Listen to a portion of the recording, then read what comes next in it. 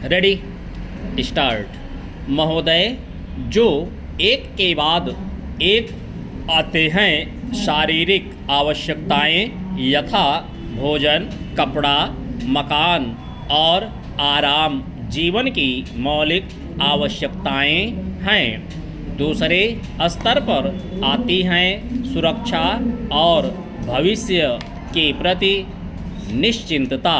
इनके लिए मनुष्य भांति भांति की वस्तुओं का संग्रह करता है।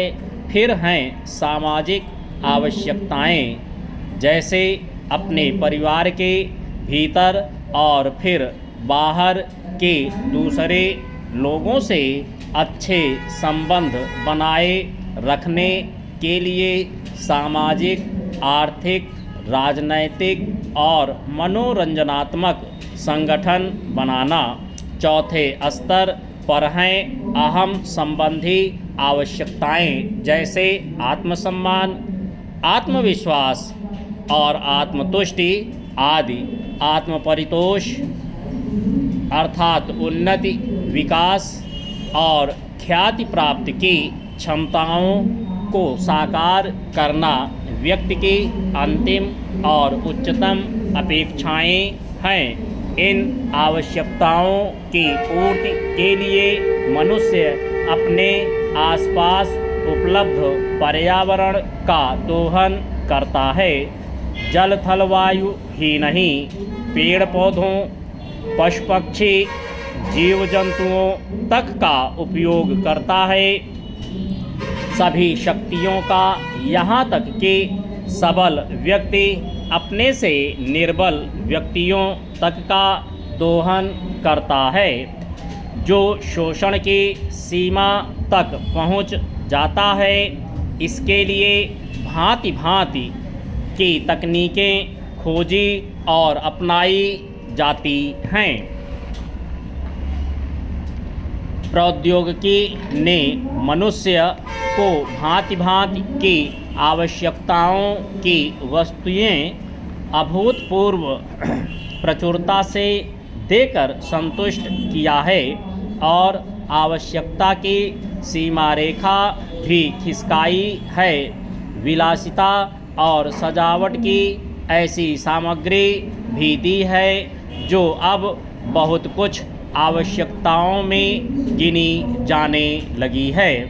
स्वचल वाहन, दूरदर्शन, धुलाई मशीन, सफाई मशीन, सिलाई मशीन, स्टोव चूल्हे, मिक्सी, फ्रिज आदि आदि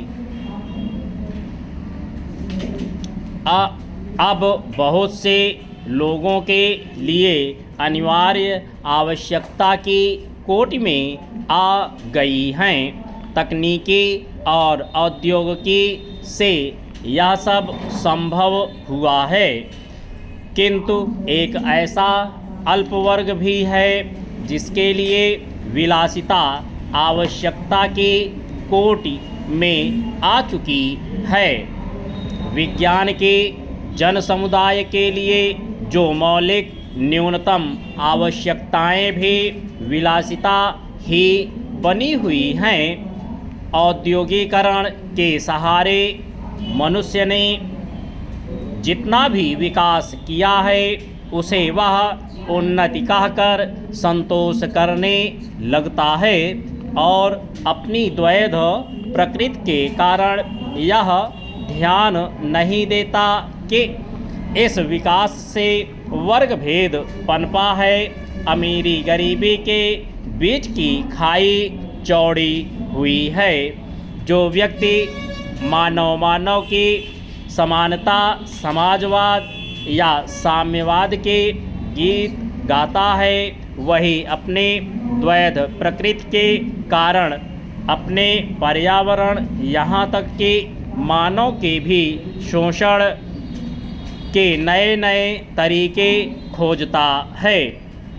यह शोषण बलात्कार की सीमा तक पहुँच गया है। मनुष्य ने अपनी बुद्धि का प्रयोग किया, फलस्वरूप भांति भांति का औद्योगिकरण हुआ और जल थल वायु सब प्रदूषण के शिकार हो गए।